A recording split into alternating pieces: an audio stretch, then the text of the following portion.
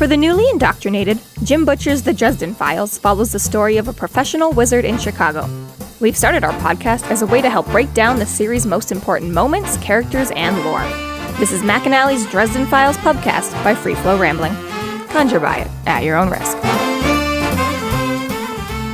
Welcome to the McAnally's Pubcast, brought to you by Free Flow Rambling. We are currently covering Grave Peril. This is episode 8.7, Yadda Yadda. My name is Tansenn, and I am joined by Maggie. Hello. And Jess. Hey. Before we jump into things, Happy New Year, for real. This is the first episode that we've recorded in the new year. Yay! Even though it'll be like 10 episodes before March you or hear February. this one. February, March when you hear it, I don't know. Middle of February. But yes, we are back from our recording hiatus. Right around now, a Bigfoot graphic novel's coming out. Ooh, exciting. And while we were away from recording, and over the holidays, when I guess people have a lot more time to just sit at home, which is great, we received a lot of social media messages. Woo! Like so many. Oh, yeah. And like I would say probably like a dozen or so people said that they're too shy to talk on the Discord. Oh, no Come talk to us, guys. Please, it's so much fun. We love hearing from people. Everyone And is having super to nice, and if they're not, We have the power to ban them. yeah, so it's fine. But everyone's super nice. Unless it's us, in which case you just have to live with it. That's just who we are. I was gonna say, unless everyone's mean, I was like, well, me. And you talk too But- much about math. Just kidding. One of these days, that guy's gonna get him. Matt. It's too bad he's our most like prolific fan because Always in the Discord, yeah. always in the Discord, always chatting. We've had him gas. It'd be so hard to ban him now, and yet I'll do it though. Yeah. The math gets too much. Point is, though, is that please don't be shy to come to Discord. Yeah. Even if you have like a theory that you think no one will agree with, that's fine, because this entire podcast is theories that no one agrees with. I regularly bring up things that Mom and Tansenn disagree with, so it's fine. and that's what makes it interesting. Or 'cause even we ask can- questions. Or ask questions, yeah. We've got all kinds. Yeah. We've got spoiler chat. We've got the non-spoiler chat. We've got, like, the off-topic. We've got whatever. Yeah. And quite frankly, if you DM me privately, I will steal your ideas and present them as my own. But if you put them in the Discord, I cannot do that. True story. it's like your own mini copyright. It's like, Yeah. no way, I said this. Screw you. Exactly. So this is my point. Please, like, I got so many different people saying they're too shy to talk in the Discord. And they're watching and staring. Yeah, I used to do that a lot way back again in the dark ages or the caveman ages, maybe, I guess, of internet fandom. But yeah, I always felt that way for a long time too. I was super scared to like jump on the forums and then once I finally did, it was like so much fun and people were so much more accepting and it was like, oh, this isn't so bad at all. And that being said, we also have a lot of people on our Instagram who don't follow our Discord but still talk to me in the DMs there. And that's great. But if you come to the Discord, then so many people can tell you you're wrong. Instead of just, no, I'm kidding. I think what I'll do is I will put that Discord link in a special post on our website for those who haven't actually figured out how to join our Discord. Yes, all the links are We have one at the bottom now. at the bottom, but yes, maybe a full-on post. Yeah, I'll do a full-on post. So check out McAnally's.ca. And if you are listening to this on YouTube, it is in the description. And if you're listening to you this somewhere should be. else, I don't know, figure it out yourself. I don't know. I don't really know. Starting on maybe a couple episodes before this one. That's true. It'll already be there. It's like already magic. there now. Wait, did we just go back in time and start Butterfly effect starting now. Harry's got his fingers in everything. Oh my god. All right, that's all I had to say. Stop trouble. Chapter 14. Harry talks to Michael and they have a plan to find Lydia. Susan calls asking about an old case of Harry's, after which Dresden consults with Bob, who almost seems afraid after hearing the details of the new case. So Dresden is in an invariable time crunch, of course, as always. They have 6 hours to find Lydia before sunset. Yeah. So he's, after his little visit to Mickey, he's starting to put some pieces together and figures out this is a nightmare thing. So he's like, if it inhabited her and is moving around, then he's stuck there in the daytime. So yeah, TikTok, let's try and get this before sunset when that thing can come out to play and roam all over the place. The really unfettered. Annoying thing about the supernatural and like all this like sunlight, Sunday night bullshit is like sundown is like 5 p.m. in October. Depending where you live. Right? So like it's not fair. Like there's like for so many parts of the year, like I bet like Australia never has possessions. They've got so much sunlight all the time. Well, Anywhere along the equator. But they still equator would be shorter days, and you get like that midnight sun up in the Arctic, where it only ever gets as far as like sunset, like twilight, and never quite.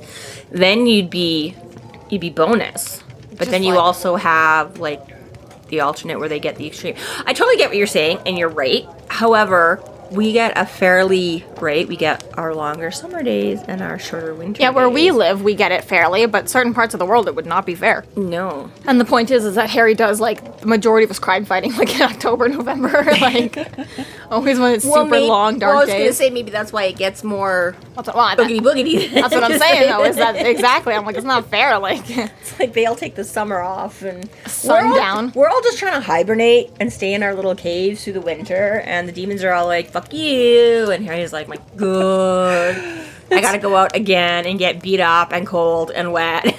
Or maybe it's just too cold for demons here. They're used to the heat, you know.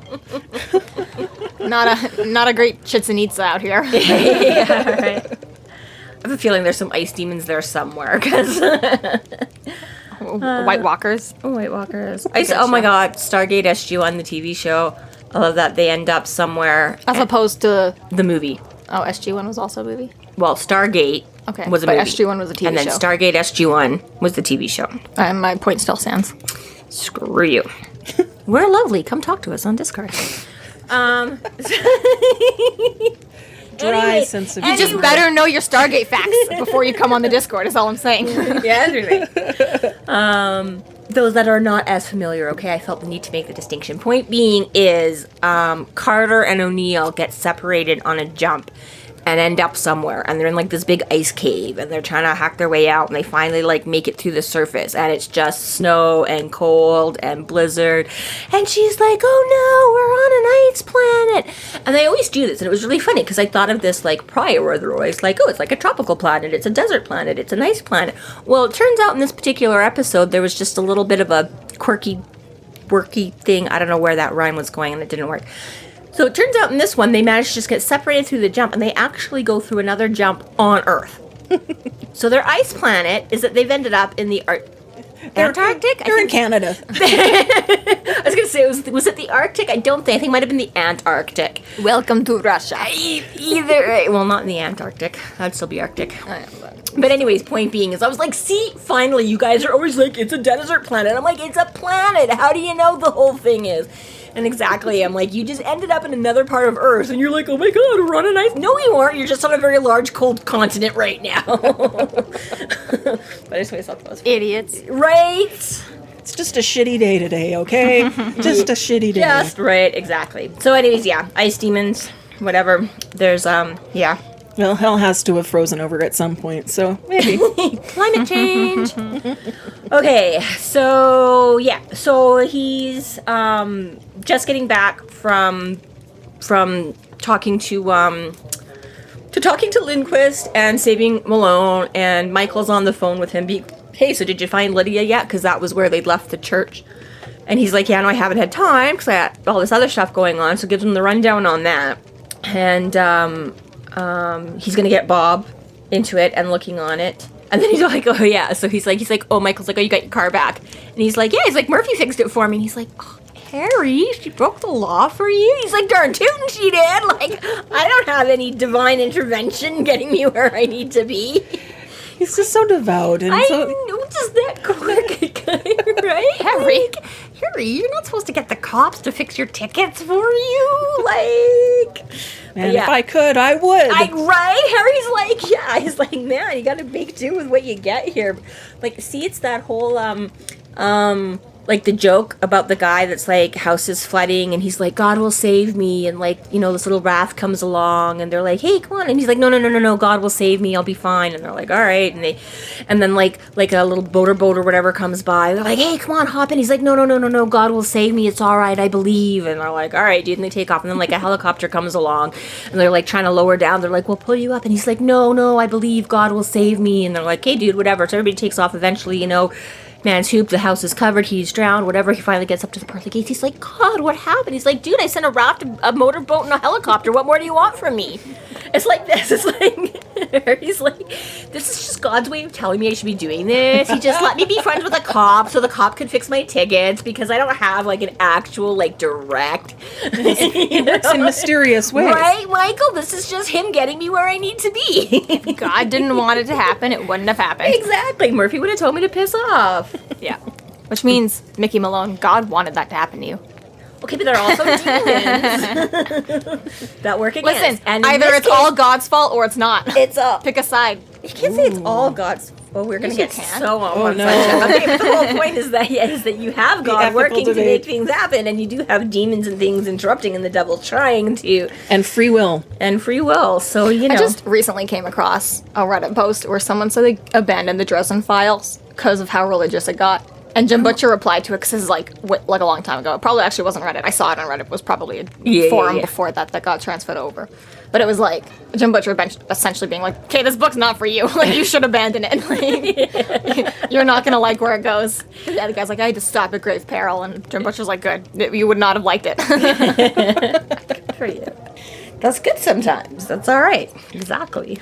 You don't want to read it? Don't. Just as Sorry. we're all sitting here going, I like how he handles religion and doesn't make it all like super religious and doesn't like trying to convert anyone. And somebody's like, oh my God, they mentioned God, I'm out. Yeah. Which really is kind of funny. Like, trust me, I get a lot of the whole thing, but it's like you say, right? It's like, well, we can talk about, you know, like mythology till, you know, the cows come home. I'm like, the fact that all used to be, it's like dead religion, so that's okay. But oh my God, mention anything in current. That's just like stepping over a line, and how dare you? And Is it sacrilege that you just compared God to mythology? probably, but I wasn't saying that I believed it was in that way. I'm just saying. Why do you gotta go there every time for everything? Well, now you've done it. Now we have to ban religion from this as well as math. Great. Now we have to go to confession after recording. Yes, you should. You're gonna be Nah, there a it's while. It's fine. Me and him have an understanding. Just like him in Dresden. Yep. Did we come up to that point where he yada yadas yet? Pretty much next page. It's pretty much. Divine fortune. Oh yeah, because he's talking about the spell he ran into on Mickey Malone. He's like, I've never seen anything like Dresden is. He's like, I've never seen anything like it. Like, it was so bad. It was so. And Michael's like, evil? And he's like, yeah, maybe. And he's like, there is such a thing as, like, again, right? I'm like, if there's such a thing as the Almighty, there's such a thing as the devil, and there is true evil.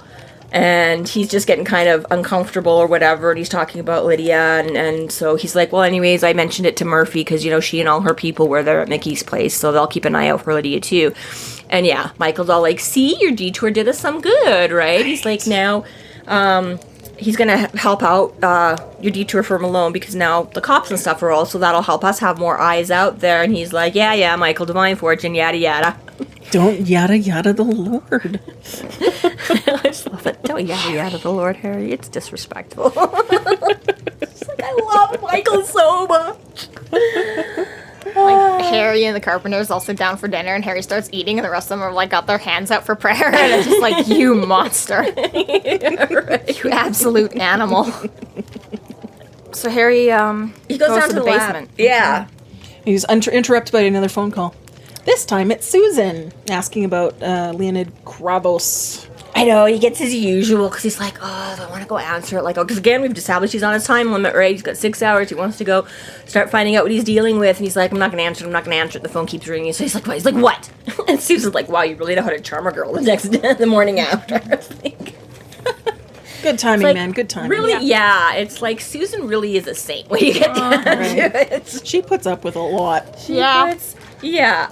And, well, she's already had that conversation about the invitation and things like that, and her sort of getting mad to be like, you blow me off, you don't tell me what's going on, and you da-da-da-da-da. She's like, any other guy would have, like, kicked him to the curb long ago. She's like, but I get it, like, your work's a little not 9 to 5, you know? But even though we're on, like, Harry's team the whole time, there's a part, it's not this chapter, but, like, the next time Susan calls, where I'm like, fuck, Harry, like, I would break up with you now. Yeah, it would be, like, done. Dude.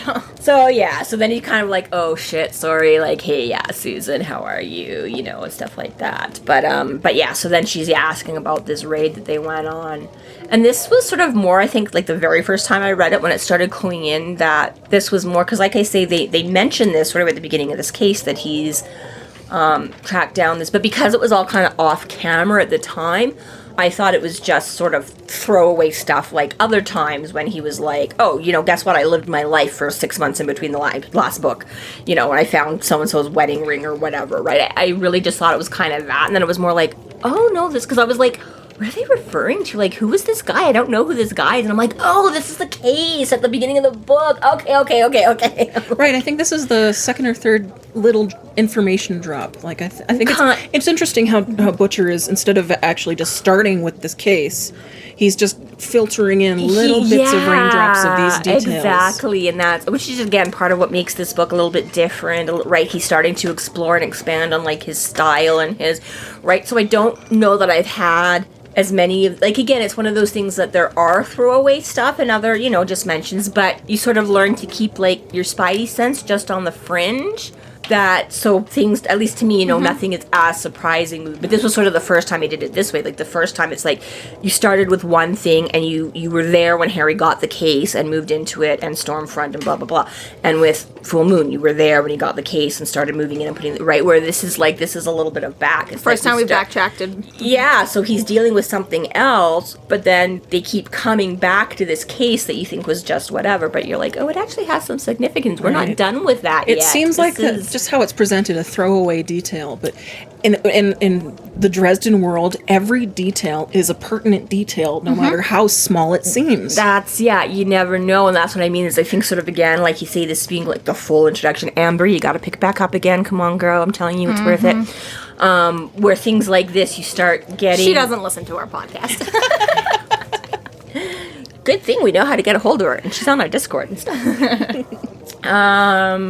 Yeah, so anyways, but exactly, right, where you start knowing, just keep your feelers out for all these little nuggets, because something might come back somewhere, and it might be more important than you initially gave it credence. And this is especially where you start to feel like the different vibes, like how Stormfront and Full Moon just have a whole different vibe to it, because especially as you go through the books, it's a whole lot of grabbing threads from previous books and weaving them in. Like, you can go through your 4 or 5 books before he brings something back up again, you know, and it's like, oh, we haven't spoken about, like, this character in 3 books, and suddenly, like... It's like, we're no longer working on a friendship bracelet, we're now moving to, like, a whole tapestry.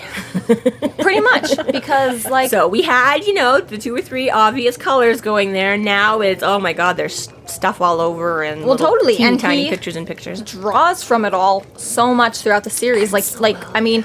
Essentially speaking, when you get to Peace Talks and Battleground, you've got almost like Avengers Infinity War sort of idea where, like, you just bring in kind of like a little bit of everything. A cast, you know, like, it's like kind of like, you know, like Big Brothers All Stars, you know, like, you know, like, it's just a fun book where you just get to see, like, let's meet all the cool people from the last.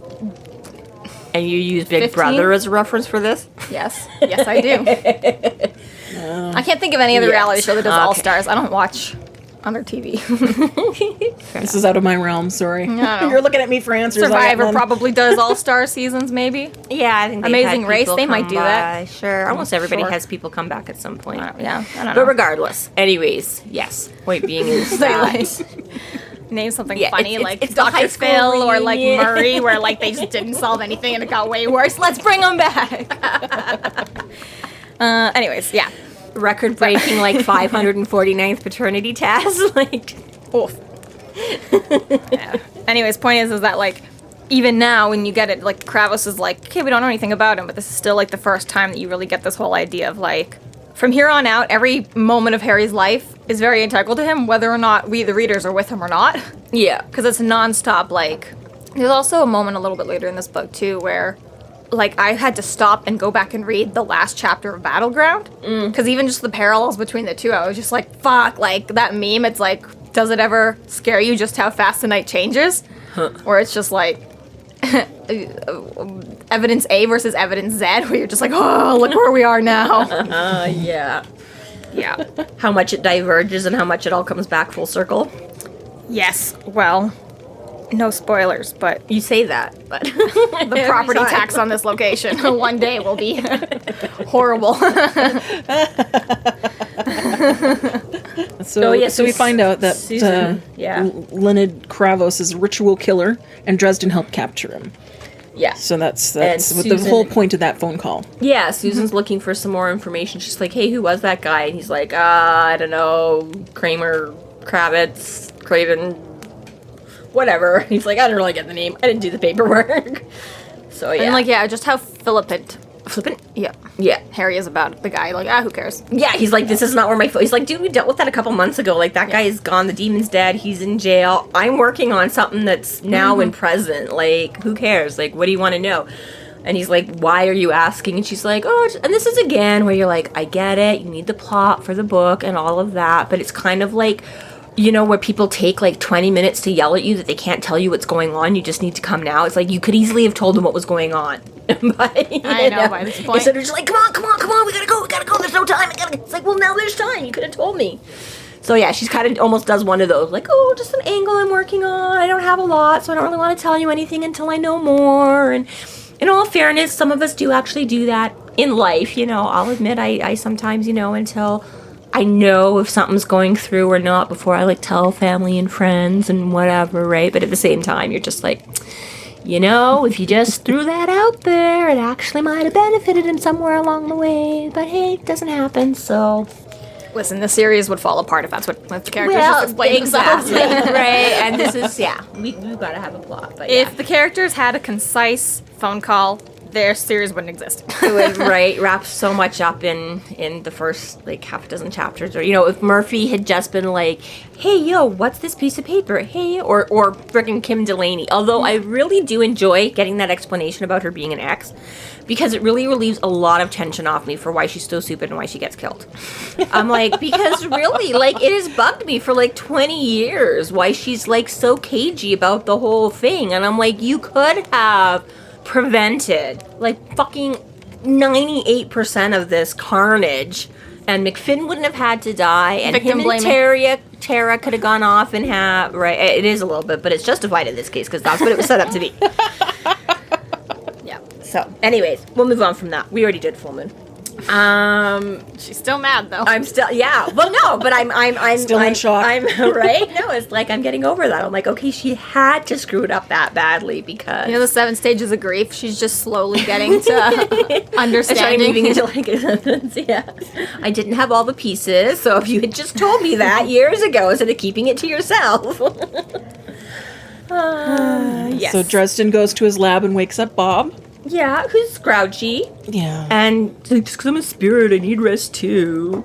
And then, I know it's explained at the end of the scene that, like, Harry was just being a dick to make Bob wake up faster. Because Bob was like, oh, wow, I am actually, like, I am more awake. I really got the Yeah. juices flowing. Yeah. But, like, had that explanation not been there, like, it almost seems like Butcher was just being, like, a dick, and his editor's like, you're being a dick, and he's like, all right, let me add in a line real quick to make him seem less of a dick. Because, like, he just seems unnecessarily mean in this scene until at the end he's just like, jokes, LOL, and I'm like, fuck, dude, like, you're getting a little bit harsh there. Okay, but you know what? Bob did bring it a little bit on himself.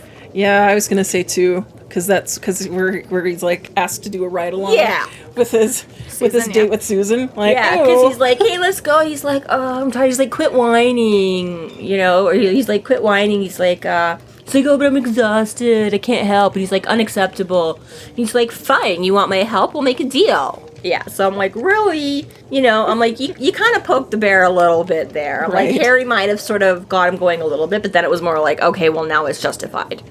So. Right. That's like akin to, like, can I watch? Yeah, well, that's, and, like, more so, because he gets to actually, like, experience everything, too. It's not even just, like, being behind a pane of glass. It's like basically a sort of threesome, only Susan doesn't know that she's participating in one, and there's all kinds of implications that whatever.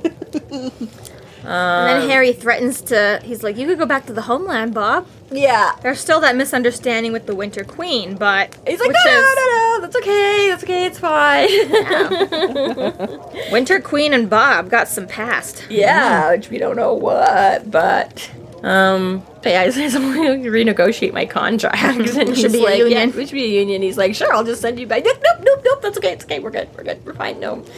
Yeah, but yeah. Sir Harry recounts the details to Bob, and Bob is very concerned once he hears a bunch of the stuff. Yeah, so he's actually like, okay, let's pack it up, let's hop a plane to Buenos Aires, and Harry's like, what is wrong with you? Like, okay, it's a ghost, we've dealt with ghosts before, and Bob's like, no, dude, you don't get it, like, are you listening to yourself? Mm-hmm. Like, do you get the significance of what you just told me it's done? Like, yeah, physical interactions and breaking through thresholds and... Right, here's the quote I have on that. For Bob whistled, no means a trick for a guy with no lips. Let me get this straight. This creature, this thing, has been torturing powerful spirits for a couple of weeks with this barbed wire spell. It tore up a bunch of stuff on consecrated ground, and then it blew up somebody's threshold and tore his spirit apart, and slapped a torture spell on him. So you got it? That's like a lot of... What kind of ghost are we dealing with?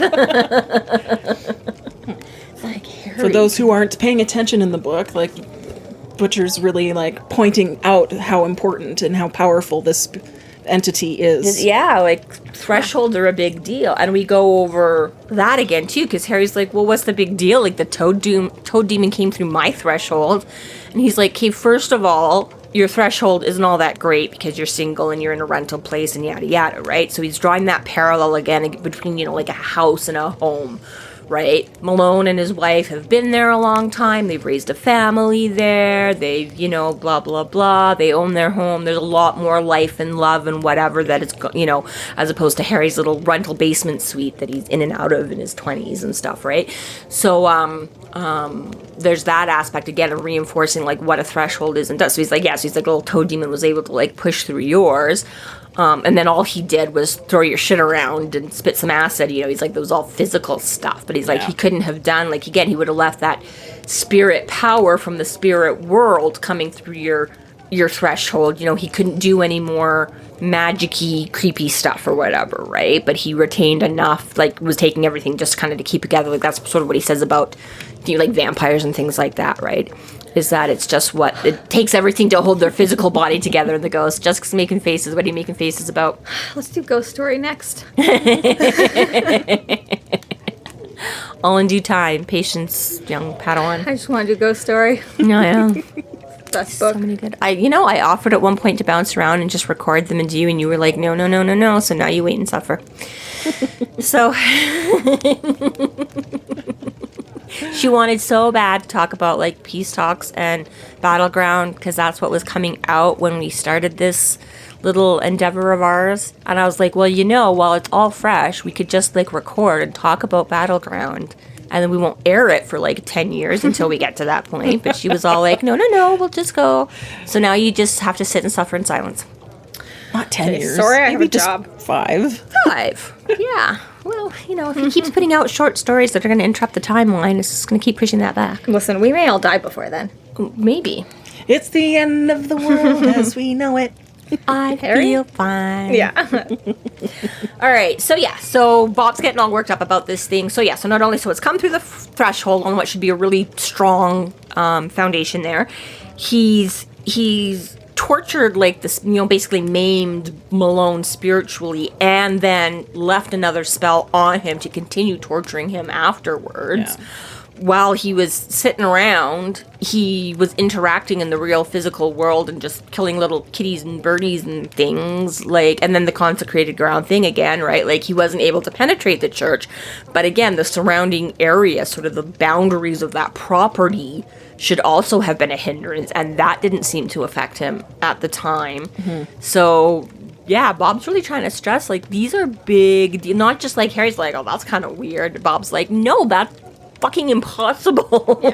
Like, that doesn't happen. This is all outside the rules that, we know and have. So just either for whatever run. reason the threshold doesn't affect him, or he has so much power that the threshold doesn't affect him. Yeah, exactly. And either way, you're screwed. So get the fuck out. I think, and you've already mentioned that thresholds in this book are super important. Like, this is the second time it's being mentioned, and the first time was Harry himself who was talking about the thresholds. Yeah, trying to get into Milan's. It is kind of a surprise. Like, I know. For writing purposes, this is to emphasize, but by Bob bringing it back up. But it's almost like he's forgotten about the threshold aspect. Yeah. It seems like a little more exposition than what Harry would need, but which I guess is kind of why he's couching it a little bit and trying to just be like the emphasis of it. It's like for the he reader's would know benefit, not for the character benefit. Yeah, but to make it a little bit more why he would be reiterating it to Harry, who knows, just trying to stress the importance of it, I guess, in this case, and be like, hey, I know you know this, but like you're missing sort of what it means in this case or whatever, right? But yeah, and it's something that comes up virtually every book. Like, we first had it in Stormfront.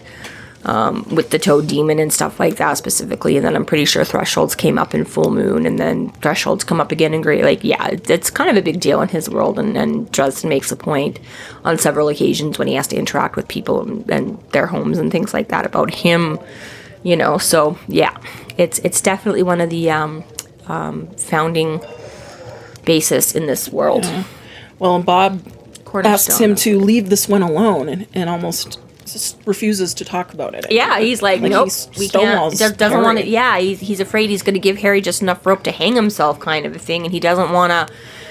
He's like, nope, just walk away. I'm not telling you anything. I'm not going to let you go any further into this because you're just going to get yourself in more trouble because I don't know how to fix it. So, and Harry's not having any of it. Yeah, which is. I really like the way the rest of this chapter is handled, because he like. The give and take between how he sort of teases Bob, and it's a really nice way of reviewing facts for your readers as well. So it's a really good way of working in that exposition that we need without exactly like you say being like, why is he telling, like they know all this stuff, but exactly because Bob is being so stubborn and not that Harry's just like, okay, fine, we're just gonna start from the beginning, and 2 + 2 is, he's like, you won't help me with my geometry, let's just go back to the beginning, right? He's like, so 2 + 2 is 4, and 4 + 4 is 8, and then Bob's like, oh my god, no, it's so basically he's trying to be like, Harry, you gotta know when you know too much, and Harry's not having any of it, so he's like, okay, let's start at the beginning, do re mi, let's go. God, you could have saved Harry so much trouble if you just hadn't broken Bob.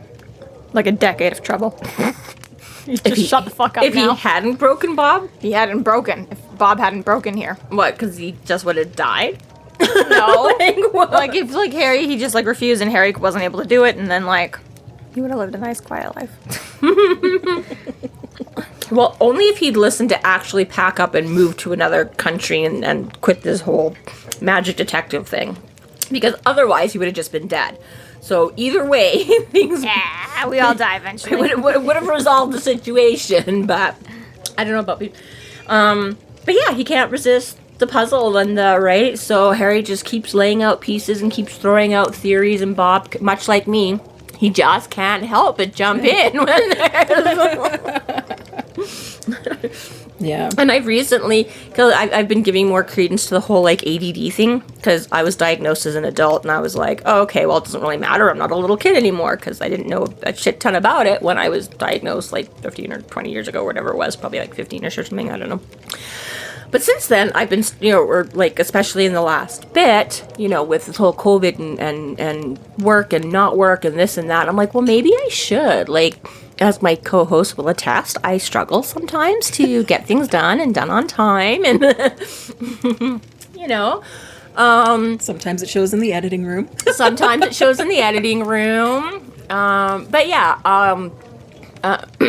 Anyways, I had an appointment, a checkup the other day or whatever, and we were going over, and I was like, actually, I think maybe I should start looking in, because I did briefly try some meds, but they weren't very conducive to things at the time that I tried them and for what I needed or whatever, right? So I was like, maybe I should go back and, right? So she gave me one of those little, like, questionnaires, and it was like the things like on it were like, it's like, do you ever interrupt people? Do you ever try and finish people's sentences for them? Do you, called out. Everything that Tansenn reminds me of before every episode of recording to be like, let your co-host talk, let your co-host finish their sentences, let them find the word they're looking for.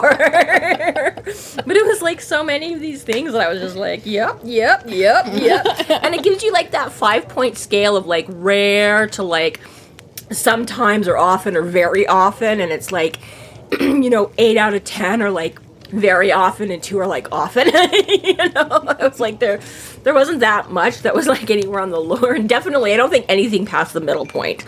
I'm not sure if I had anything on like the rare end of whatever the other questions, but yeah, it was just really funny. It was just like completely, it was like, oh yeah, I do still do that a lot. But see, this is what I mean. I never knew that was attributed to like an ADD thing per se. Right. I thought that was just. And our dear listeners, you will actually find out if Maggie gets medicated for.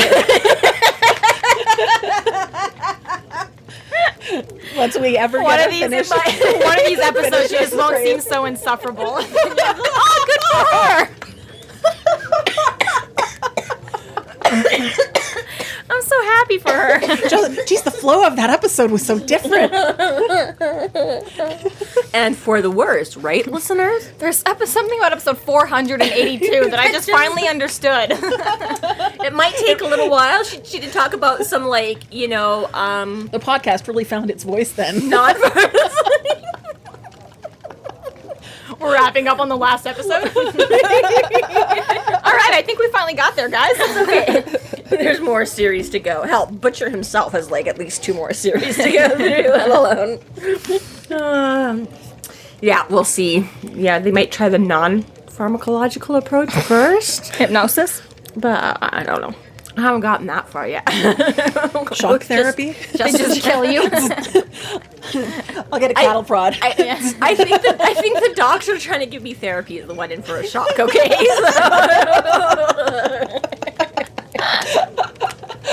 That's good.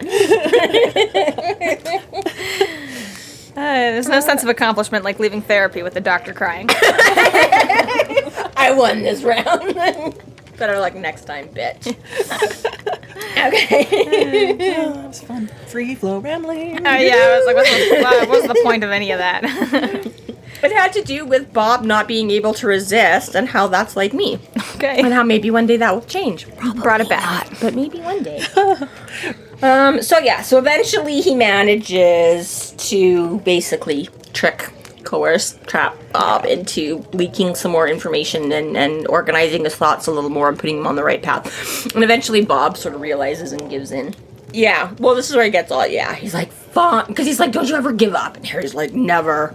Just kind of funny, because I mean, honestly, he doesn't. But at least he's human enough that every book he, like, says he wants to 3 or 4 times. He's like, I just wanted to curl up in a corner and cry. I just wanted to hop on a train and leave town. I just wanted to go off with Susan and pretend none of this existed. Yeah. But I can't. It makes him relatable that way. It does, yeah. That's what I was going to say. I was like, really, he doesn't. I'm like, he would be pretty insufferable if he didn't have those moments of weakness. Well, for sure. But yeah, exactly. It's just the fact that he's like, I don't. He's like, I really, really, really, really want to a lot. But no, I don't actually ever give up. So then Bob's like, fine, well, I might as well try to help you, and hopefully you'll end up less dead than you might otherwise. Because he's like, Bob looked at me again, and then, okay, because he's talking still, he's like, they've been stirring up the never, making it easier for things to cross over, something big, blah, blah, blah, it's getting stronger. Bob looked at me again, and then saw, all right, he said, gods, do you ever give up, Harry? Never. And I might as well help you. You don't know what you're dealing with here, and if you walk into this with your eyes closed, you're going to be dead before the sun rises.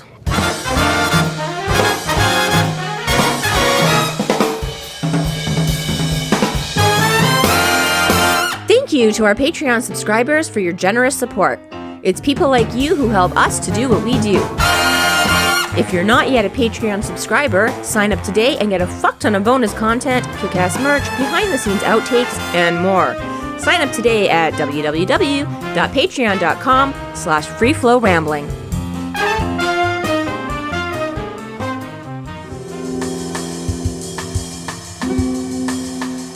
Chapter 15. Dresden and Bob discuss the possibilities of the nightmare. So this happened earlier on when he went to Malone's, and Murphy's like, what was that? And Harry's like, I've been calling it the nightmare. And it's like, Mortimer's been calling it the nightmare. I know! That's right. So, like, Just name it that like a chapter ago when you went to talk. so I love how it's like now it's just like the nightmare. It's like, bro.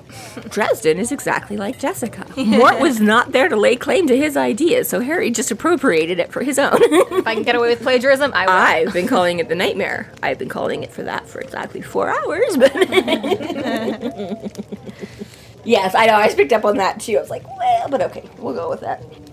Yeah, Dresden calls Bob dramatic for saying he'll be dead, but Bob is serious. It reminds Dresden it crossed a threshold and performed powerful magic. Right, so they start trying to figure out what can go over a threshold and still have enough power to do some crazy hardcore power. And so Bob first starts suggesting some gods, and Hecate, or Hecate, Yeah. as we've already met in Welcome to the Jungle. Yeah. Hecate, Callie. Callie, one of the old ones. A couple of different options there. Yeah. But, Harry dismisses that as not being consistent with behavior. Yeah, so it's like if they were as strong as one of those, they wouldn't have had to stop at like beating up cars and rose bushes and stuff like that. If it really was like one of these older gods, so if they had the power to go through a threshold, they would have had the power to go like all the way through, and they could have just blown up the whole thing. They could have blasted into the church and wreaked havoc. And so so he's like, I don't think they're actually quite that powerful. Well, and Dresden also refutes it, saying that guardian spells would have alerted the gatekeeper and the council. Yes. So this is a little interesting moment there of world building. A little hint, Throwaway? teaser. It's throwaway. It's something else that we don't know about, but obviously has more significant meaning in this world of wizards and supernatural and stuff like that. Again, there's something set up in our world, supposedly, that if gods decide to come back knocking on the door and raising trouble, that somebody's actually keeping an eye out for some of that kind of shit. And it's like, maybe. So we're stronger than an average ghost and weaker than an average god, but we're somewhere in the middle of that. Yeah. So then he's like, okay, so it's like gods or ghosts, or not gods, it's not gods, it's ghosts, and Bob's still like, ghosts can't do that, like, right? So he's like, So then they suggest that maybe if it had an invitation, then they don't need to worry about the threshold angle at all. yeah, and he's like, and then Bob's like, and how would he have gotten that? Ding dong, hello, soul eating demon, like, Right. or was it soul eater home delivery? Yeah, They consider possession for Lydia, So then, which is not likely with the talisman. Which is not likely with the talisman, which, see, people, once again, join our Discord, because this question came up not long ago on Discord, and we're like, is it ever mentioned again? And we're like, not really. But there you go. Here it is, that it's unlikely that Lydia could have been possessed and gained entry to the Malones that way, because she had the dead man's talisman. So maybe if it's possible enough to blow by a threshold, it could also blow by his talisman, but that gives you a little bit more of what the purpose of that, because he doesn't really tell us much about it when he gives it to her, other than he's just had it because of all this ghostly activity and stuff like that. He wishes, in some cases, but so that seems, again, something else that should have been protecting her and keeping her. So Right, and then even if she had been possessed and invited into the home, that still doesn't explain the tiny animals outside. yeah. So Harry's got a feeling, and Bob's like, you said that before, you always get a feeling, but he's like, and then we start once again on the throwbacks to Harry's history with Bob's and his feel. I love how we get these, like, when we go down with Bob, like, the potions, the weight loss potions, or the hair, when he's trying to grow a beard and he went bald instead or something, or became super hairy, and here he's talking about, like, the smart dynamite for that demolition. He's like, I didn't think your eyebrows would ever, you'd get the mud out of your eyebrows or whatever, and the flying broom. Okay, Bob. I'm like, I just love these little inside peeks into, like, I hate people who knew you in your childhood. right. I remember when you couldn't say the word popsicle. Oh my god, it was so cute. Yeah, exactly. So Bob also Harry suggests that it could be smoke and mirrors, and that there's actually not really this hardcore power going on, and like it's just simply, illusions or otherwise just random things thrown out to it is something within make the it seem, rules, but they've got for whatever reason, it looks like it's a lot, but it's really all just being faked, you know? Maybe we're dealing with like an elaborate hoax sort of an idea, you know? Someone trying to make themselves seem more powerful than they are. Well, yeah, or again, you know, not just the one entity, but like, yeah, 2 or 3 things working together to make it seem like one someone's paying big... off multiple people to make it seem like one thing. Yeah, it's not a 7-foot-tall monster, it's, you know... 8 monsters in a trench coat. Yeah. And they're all... Little tiny trolls in one. Yes, that's what I was going with, but I was going to pick 8 monsters in the trench coat, but the trench coat was going to figure into that analogy. All right. Yes. So, yeah, exactly, right? So he's like, either way, you know, I figure that Lydia must know more about this just because she keeps popping up into all of this, right? And then typical Bob, he's like, oh, gee, a woman took advantage of Captain Chivalrous. It's like, wow, what are the odds? He's like, shut up. But he's like, Then you get your weird... Oh, yes, you're forgetting the third possibility, Bob said amiably. Bob said amiably. Amicably? How do you say that? Amiably, yeah, you did. Okay. Blah, blah, blah. C, it's something that neither of us understand, and you're sailing off in ignorance to plunge into the mouth of Charybdis. Or Charybdis. Charybdis is how Marster says it, and I had not previously looked it up to this. Yeah, like he says Hecate too, and I know that one's Hecate. Right. Marsters has a bad track record. Yeah, he gets better as he goes along, but these first few, there was a lot of mispronunciations, I think, yeah. For those of you that don't know, Charybdis is a sea monster in Greek mythology, and it is, if you look up pictures, which I did, is very ugly and worm-like with tentacles. He's kind of got like a sandworm thing from Beetlejuice. Yeah, he's like the dune worm, which is the same thing. Or the dune worm. That's where your Alibaba. So we've got more Greek Jar Jar Binks. What did you call him? What? Your Jar Jar Binks. The Benny Gesserit? Yeah, that's the one. Benny Gesserit. Those are the dune ones. Oh, those are humans? Oh, that's something else? Okay, my bad. Something else. You just mentioned it earlier, so I thought this was your dune connection, was this guy. No. Okay, anyways, yeah, big yucky monster flying into the jaws, and... which a picture will be posted on our Patreon. Woo! Looking for more Patreons members. Consider signing up. Yeah. Lots of bonuses. We're poor and need to afford therapy. Also, we have a store now. Yes! And we will post some pictures. We have some mugs and some sweatshirts, and they look awesome. Jessica is fashioning them today, so we will be sure to have that up. Yeah, super cool. Very exciting. Hopefully I've got the bugs out of the store. Hopefully, if not, let us know on the Discord or some such.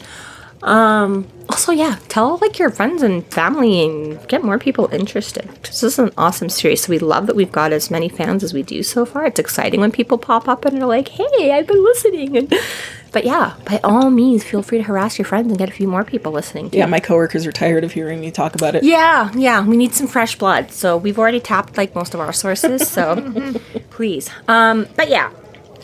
So Harry plans to use the dead man's talisman and a locator spell for... Yeah, he's going to do a little reverse track spell on it, basically. Because he's like, well, I made it. I know what's in it. I know about it. I can set up a link. And so as long as she's still got it, then I can still... But yeah, and then Bob's all like, well, what if she dumped it? Like, what if she is in league with the thing? And Harry's like, that's where you come in. Plan B. And Bob's like, me? Actually, this is like...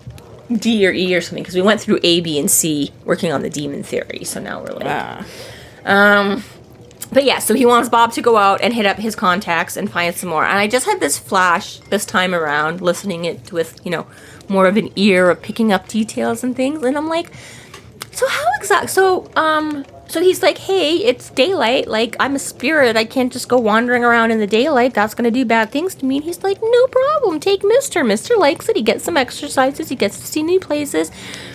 So is this like, like, just picture, like, you know, like, Mister walking up to somebody, like, you know, in, like, a doorway or something, and then being like, hey, so. I'm like, is this like a Men in Black thing where it's like, he's got other, you know, like, this is just a supernatural contacts or whatever. He's just going to find other, like, you know, spirits or fae or things that are out and about. But I just also have sort of this picture of suddenly this random cat, this talking cat, all of a sudden showing up and trying to, like, get information. No one will ever believe you. Right? No, I always took it he's only got supernatural contacts. Yeah, so it doesn't really matter. But it's still, I just suddenly got this really funny picture of like Mr. going around talking to people. Can Bob talk through Mr. like the nature spirit can? That's it, right? Can he make human words come out of the vocal cords? I mean, he can make them come out of a skull, so. That's true. He does project a voice out of the skull but the skull is meant to be like a embodiment. Although, really, I mean, we did see in one of the graphic novels, the last graphic novel, Ghoul Goblin. Yeah, that the nature spirit used that She took cat. a cat, yeah. Yeah, before she dumped it in the forest. Oh no, that's right. The cat lived happily ever after. Cat lived happily ever after. It was fine. Yeah, because I don't know. I mean, do cats theoretically have enough of the right vocal cords to? Because Bob's manipulating them. I mean, the only reason cats don't talk to us is because they don't. They can mimic very well, right? I mean, there's all those videos out there of dogs and cats saying like "I love you," and so I'm sure that Bob could make the cat talk. Great video of a cat that's got caught barking out a window, and it actually is like it sounds like a dog until you see it in the window or whatever. Yeah, and then the cat turns around and starts meowing instead when it realizes it's busted. That's fun. It's like all those dogs you see climbing in the cat trees. Is this like a cat that was like raised around dogs, so it like barks a lot or something? Anyways, so the point is that I feel like if Bob is just talking supernatural contacts, it doesn't matter how he communicates. Communication manages to happen. Okay, it just was a funny, happy idea of me just suddenly thinking of this cat going around and suddenly talking to people. Right. Like, holy shit, what the fuck is this? Hey, are you Lydia? It's like, fuck! Right? It's like, hey, this Lydia is a nice shop you have across the church. Have you... Did you see anything last night? So again, his standard negotiation with Bob about don't go out and be a pervert. Because apparently it took him a couple of times to figure this out, but the last few books, when we've seen him do this, he always gives Bob the standard disclaimer of you are allowed to leave the school for the purpose of this mission only and no getting sidetracked with. Like, it takes him a bit, but he starts learning that he has to do very, very specific parameters to... No orgies. No orgies, no influencing people, no sneaking into locker rooms or college dorms or... Yeah, exactly. So he's all like, fine. So Bob agrees to go find out what he can about this while Harry goes and does his thing. And up they go, and he all zoomy little campfire sparks, and up the ladder and over into Mr. and boogity-boogity-boo. Yeah. This concludes our episode 8.7, Yadda Yadda. Thank you for listening. You can find us online at freeflowrambling.com and McAnally's.ca. There we have links to our other podcasts, social media, and other fun tidbits. Please subscribe if you like what you're hearing, and please consider supporting us through Patreon to keep the magic alive and to see more content. We are Free Flow Rambling. Conjure by it at your own risk.